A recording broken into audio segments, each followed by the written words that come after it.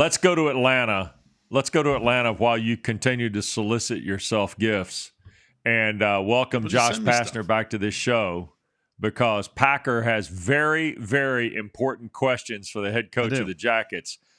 First of all, congratulations on a Sense Dirt for Packer and Durham. Georgia Tech had never won an ACC road game by 27 until Saturday. That's a pretty good Sense Dirt stat right there, Coach. Well, first of all, thanks for having me, guys. And let me first say this. I'm a huge fan of Coach Larinaga and his staff. They've obviously been really hurt by injuries. They are a great program. I think he's done a great job to keep the guys together, to keep their team together. I know that's not easy to do. I've been there where you've had some of your key best players have had injuries. You're out. It's not easy, especially in this league. So first off, I want to give kudos and credit to Coach Larinaga and his staff for keeping guys together. And then secondly, we played well on both ends of the ball. We shot the ball well. When you're making threes like that, obviously the basket opens up. And you kind of get hot, and our guys, played well on both sides of the ball. And so I was proud of our young men. We played the right way, both offensively and defensively, and for 40 minutes. And so, in this stretch run here, we got to continue to play well, and we got to continue because we got some tough games coming up starting tomorrow night at Virginia Tech. Coach, that's the thing, though, coming down this stretch when everybody starts looking at net more specifically and really start breaking down numbers, quality wins, bad losses, all that stuff. All you want are opportunities, right? And you know what? The good news for you and your team is the way this schedule lays out, you've got plenty of opportunities, assuming knock on wood these games are played.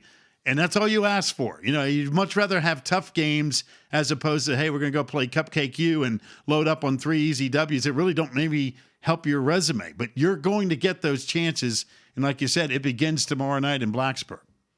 No, you're right. Look, in life, and I told this to our guys multiple times. In life, everything's just about opportunities. I mean, all you can ask for is opportunities. You never know when that door or window is going to open for you for that opportunity, and when it does, you've got to be ready to go through it and take advantage of it. That's just life. So the great thing with our schedule upcoming is we have opportunities. Again, assuming the game's played, as we all know, anything can happen due to COVID-19. But you've got at Virginia Tech, Syracuse at home, Duke at home, at Wake Forest, and then obviously the ACC tournament. So we've got incredible opportunities, as you mentioned, and the great thing is we can control our own destiny. And by doing that is by playing well, trying to win the games. Not easy to do in this league. I think it's the best league in all of college basketball. What I'm disappointed about is people talk about the Big Ten or the Big 12. Hey, the ACC's the best. It's hands down, it's the best. They've got, how many Hall of Fame coaches we have in this league and future Hall of Fame coaches. We've got so many pros in this league. For some reason, people aren't talking about the ACC. The ACC should be getting 10 teams, maybe 11 every single year in the NCAA tournament. I don't want to hear about the other leagues. This is the best league in all of college basketball. Let me go down the laundry list of Hall of Fame guys. I can give you about 4 more guys in this league are going to be in the Hall of Fame. The pros in this league, how we're not having 10 or 11 teams, people got to get with it. The media has to understand. Everyone has to understand. I hope the committee understands 10 to 11 teams this year in the NCAA tournament, and it should be that every year. That's how it should be. This league is the best in all of college basketball. Pack. All right, I'll follow up. Great, Coach. You know what? You have opportunities to prove your worth, all right? I'd love to see 12, 15. I love everybody to be in. But we do have to draw the line somewhere, and you got to go beat people of note. The good news is you have that chance. All right, now here's what I want to know. Couple things. Do you have a face shield nearby in the house? Yes or no? all right. Oh. So I want to conduct the rest of the interview with that bad boy on. All right, that's great. Number 2, is it possible? No. Let me go back to the Clemson game. You cracked the face shield. Why did you not go with the backup and say, no, I'm going to go with this one I just mangled? Well, what was the reasoning behind that? You know, the real reason I didn't go with the mangled, I stayed with the mangled one. I kind of liked it. It felt comfortable. And I actually, after the game, threw it away. I didn't realize at the time it was screwed up or mangled. I wasn't even in the mind space to see that. Now, when I realized after the game it was all screwed up, I did throw it in the trash can. But I actually am comfortable coaching in the face shield. A couple things. Let me just say this. You know, I have, you know, the mask for me when I'm coaching, it's harder for me because I feel like I'm pulling it down a lot and touching my face more often than I am with the face shield, and I can see more clearly with the face shield. Now, when I'm not wearing the face shield, I don't wear one mask. I wear double mask. So I'm trying to do the best I can out when I'm not actually coaching on the floor. I wear 2 masks. But I love coaching in the face shield. It allows me to see everything. Yes, that face shield was mangled. And actually our trainer, Richard Stewart, came up to me and says, Coach, you want a new face shield? I go, no, I'm fine. This is fine. This was during the course of the Clemson game. So, you know, it's good for me, the face shield. And I would like to send you guys one, if I could, as an honorary one, so you guys could possibly wear one as well while you're doing your radio show. Well, here's the thing. I would like, and I mentioned this last week, because this is kind of a Jeff Collins special. He's all about the brand, the 404, and we got a signed football helmet in here somewhere over here on the left. I would like, if possible, if it's not asking too much, for you to sign a face shield. You can put it in the gold Sharpie ink and do whatever you want on it, right? Whatever, because I would like to have the signed Josh Pastner face shield for the basement. I think that'd be fantastic. That'd be a great addition to the show. I will get you a signed face shield, and I'll personalize it just to you and have a nice comment on it. So I got you covered. All right, that's all we were asking for. We get that. I'm not going to say it's up there with the Woodford Reserve bourbon balls, but it would be one of the best gifts I've received here lately. Pack, I have one question though. Before Coach sends us the face shield, do you want him to spike it on the scorer's table at Castle Coliseum before he sends it? No, I'm going to tell you why. Even though I'm a Clemson alum, had you won the game, I would have wanted it mangled and sent. But the fact that one got away from you, I don't want any. I want this one to be a clean Miami kind of face shield where, hey, team played well. I got a good vibe to it. It's a Georgia Tech special, so I don't want the mangle one just because of the way that game turned out. That's why. I'll get you a clean face shield personalized just to you. That's it. That's all we're asking for.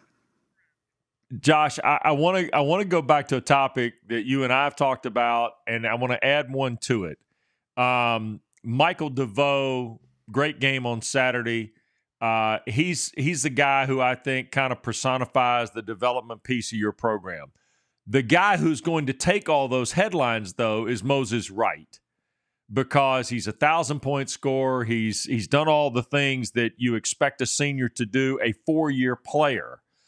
Speak to the development aspect of your program in building the bigger program with those 2 guys in particular. And I guess you can throw Jose in there too if you want to. But I'm just looking at the huge strides Moses has taken in 4 and what DeVoe has done beyond just being a shooter for you. Yep, absolutely. And what I would tell you is I really believe in for us to be successful in this league. And I know I've said it before, and I'm going to say it again. This is the best league in all of college basketball. Multiple Hall of Famers, future Hall of Famers, pros left and right all throughout the league. So for us to have success, one, we've got to be really good in evaluation and recruiting. Now, recruiting is a very inexact science. You want to get the best players you can get, but you never know how things are going to turn out. You just don't know. It's an inexact science. However, what we have to be perfect at is player development. We have to get guys better. And ever since I've been here, and even my time at Memphis as a head coach, I've always hired really good coaches who are really good floor coaches. I've always had great assistant coaches who can really coach on the floor. And nothing's changed here at my time at Georgia Tech. We have gotten guys better, and that credit goes to the assistant coaches. They have developed guys. They have gotten guys better. My current staff right now is Eric Reveneau, Anthony Wilkins, and Julian Schwartz. So the staff deserves the credit, but then the players deserve all the credit as well because they have bought into the player development system. So I got to give the credit to the assistants because they spend the time on getting guys better and improving guys. But that is a staple of what we do, and we have gotten guys better.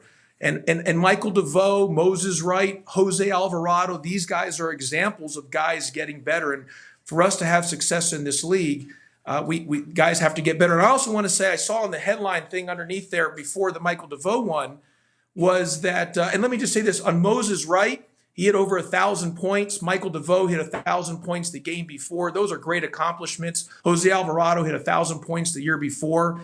Those are great accomplishments. But let me say this. Underneath it said we were 9th place with a 7-6 ACC record. Because of the schedule imbalance, because of the so many teams you're playing based on winning percentage, how can you determine finishing this year? That is my thing. This league is so good. I don't want to hear 6 or 7 teams should be in the tournament from this league, in the NCAA tournament. 10 or 11. Every year, 10 or 11 from this league should be in. That's how good this league is. Because of the schedule imbalance, not everyone's going to play as many games based on COVID-19. That's just how it's going to be. The places are going to differ this year. But and I know you guys probably think I'm a little cuckoo when I say this. I am telling you, being in this league, I hear about the Big 10 and the Big 12 or this conference. 9 to 10 to 11 teams every single year should be in the NCAA tournament. Hall of Fame coaches, future Hall of Fame guys, pros. This is the best college basketball league every single year.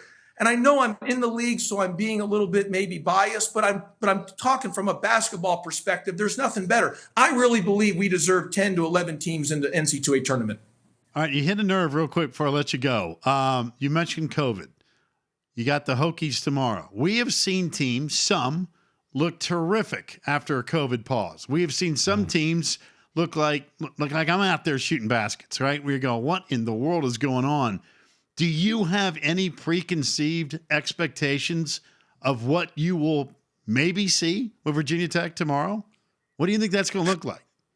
Well, look, Coach Young, first of all, look at the job he did at Wofford. Unbelievable. And then the job he's doing at Virginia Tech. He's, on pace to be National Coach of the Year. They've got a very, very good basketball team. They were playing as well as any team in all of college basketball. And so, yes, they hit a pause.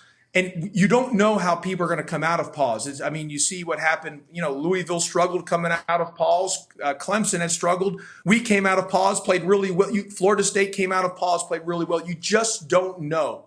So we have to prepare that Virginia Tech's going to be really good because they are a great basketball team. They've got a great coach. They've got great players. And you just don't know. And that's part of the deal with COVID-19. You just don't know. It's kind of just a roll the dice type of situation. And all we can do is control us. And we've got to play really well tomorrow. We're going to have to play our best game of the year if we want to have a chance to win the game against a great Virginia Tech team. Because they're clearly one of the 10 or 11 teams, Pack, from this league that deserve to go to the NCAA tournament. Well, they're going to be in. They're in. And I'm just telling you, there hasn't been a year since I've been in this league that I don't think 10 or 11 teams, minimum 9. Minimum, the lowest that we should never have is 9. And I believe we're good enough to have 10 and 11. This league is the best. Got you. In the I'm with you. I'm just telling you. You want me to go down the laundry list of coaches who are about to be in the Hall of Fame or just not in the Hall of Fame? You could already just go in. And the pros in the league, I'm just telling you, it's a no-brainer. No-brainer. And I'm hoping the committee hears me and listens on this year in and year out about the ACC. Coach, the show does end at 10 a.m., so I'm not sure you're going to have enough time to get all that in. Hey. There we go. Love it. There it is. Thanks, Josh. Be well. Good luck tomorrow night. Thanks, guys.